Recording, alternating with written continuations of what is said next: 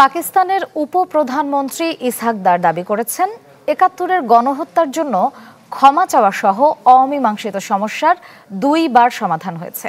দুপুরে হোটেল সোনারগাঁওয়ে পররাষ্ট্র উপদেষ্টা মোহাম্মদ তৌহিদ হোসেনের সঙ্গে বৈঠকের পর তিনি এ মন্তব্য করেন।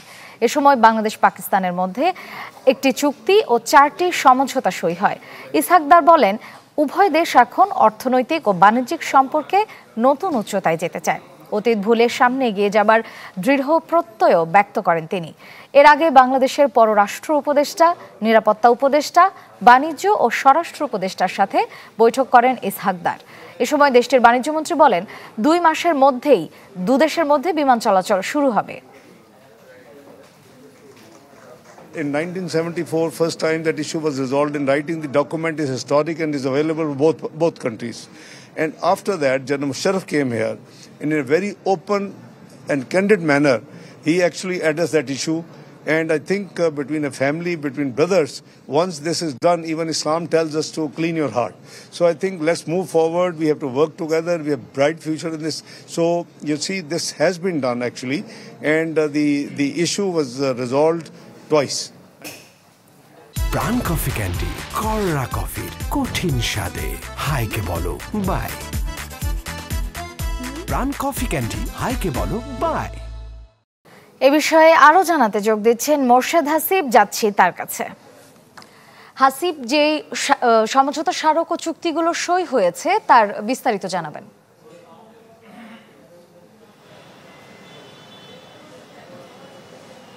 আমি আপনার প্রশ্নটি শুনিনি, প্রশ্নটি আবার করুন। পাকিস্তান বাংলাদেশ যে সমঝোতা স্মারক ও চুক্তিগুলো স্বাক্ষরিত হয়েছে সেগুলোর বিস্তারিত জানাবেন।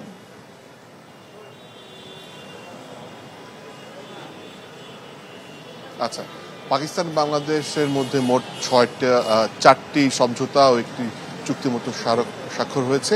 তো সেটা হচ্ছে গুরুত্বপূর্ণ হচ্ছে গিয়ে বাংলাদেশের যে পেন্ডিং ইস্যুটি ছিল, অর্থাৎ 1971 সালে বাংলাদেশিদের উপরে পাকিস্তানিরা যে গণহত্যা চালিয়েছে সেটার জন্য আনুষ্ঠানিক ক্ষমা চাওয়ার বিষয়টি, সেই বিষয়টি নিয়ে যখন আমি সরাসরি পাকিস্তানের ডেপুটি প্রধানমন্ত্রী ও পররাষ্ট্রমন্ত্রীকে প্রশ্ন করেছি যে আপনারা অমীমাংসিত বিষয়গুলো কিভাবে সমাধান করতে চান, সেটা জবাবে তিনি বলেছেন এই বিষয়টি নিয়ে 2 বার এরই মধ্যে সমাধান হয়েছে এবং তাই আলো দাবি করেছেন যে বিষয়টি 2000 সালে এবং 74 সালে 2 বার সমাধানের উদ্যোগ নেওয়া হয়েছে এবং সমাধান হয়েছে বলে তিনি দাবি করেছেন।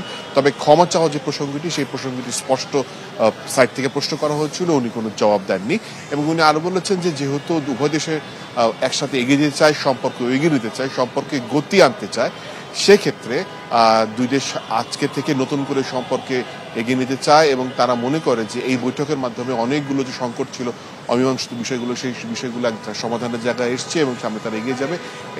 বৈঠকে আরো উপস্থিত ছিলেন জাতীয় নিরাপত্তা উপদেষ্টা, পাকিস্তানের বাণিজ্য মন্ত্রী ছিলেন। তার কাছে প্রশ্ন ছিল যে যোগাযোগের ক্ষেত্রে আসলে আপনারা কি করছেন। তিনি জানিয়েছেন 2 মাসের মধ্যে বিমান চলাচল শুরু হবে এবং ডেপুটি প্রধানমন্ত্রী আরো বলেন যে বাংলাদেশের মানুষের সাথে তাদের মানুষের পক্ষ থেকে তারা এই যে সমাধানের বিষয়টি যে তিনি আগে উল্লেখ করেছেন সেটা আসলে উভয় দেশের জনগণের পক্ষ থেকে করা হয়েছে, ফলে এটি নতুন করে কিছু বলে না এবং উভয় দেশই চায় 2 দেশের মানুষের মধ্যে যোগাযোগ আরো নিবিড় হোক, আরো নিয়মিত হোক এবং সেই নিবিড় করার প্রচেষ্টা থেকে তারা 4টি সমঝোতা স্মারক স্বাক্ষর করেছে, যেখানে আছে যে উভয় দেশের পররাষ্ট্র মন্ত্রণালয়ের কর্মকর্তারা বিনা ভিসায় প্রবেশাধিকার পাবে উভয় দেশে, 2 দেশের মধ্যে সংস্কৃতি বিনিময়, একটি বাণিজ্যিক যৌথ ওয়ার্কিং গ্রুপ, অর্থাৎ 2 দেশের বাণিজ্যের যতগুলো দিক রয়েছে সবগুলো দিকে যে আলোচনা, যেগুলো যে উন্মোচন করা যেতে পারে সেই বিষয়টি নিয়ে তারা যেন নিয়মিত কাজ করে, কি কি আলোচনা করবে না আলোচনা করবে, কোন কোন বিষয়ে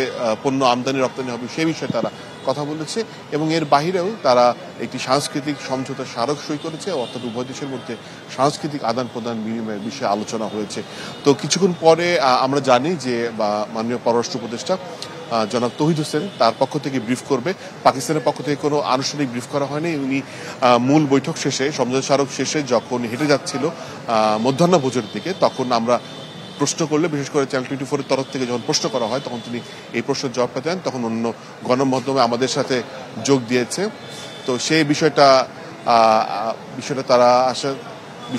তারা উল্লেখ করেছে এবং কিছু তারপরে এখন এই মধ্যাহ্নভোজ শেষে তিনি যাবেন জামায়াতে ইসলামী আমিরের সাথে দেখা করতে। তিনি অসুস্থ রয়েছেন, সাক্ষাৎ করবে এবং সন্ধ্যায় বেগম জিয়ার সাথে সাক্ষাৎ করবে, তার আগে প্রধান উপদেষ্টার সাক্ষাৎ করবে। তো এই হচ্ছে মোটামুটি এখনকার পরিস্থিতি। ধন্যবাদ হাসিব। রাজধানীর হোটেল সোনারগাঁও থেকে পাকিস্তান বাংলাদেশ চুক্তি ও সমঝোতা সইয়ের সবশেষ জানাচ্ছিলেন মোরশেদ হাসিব।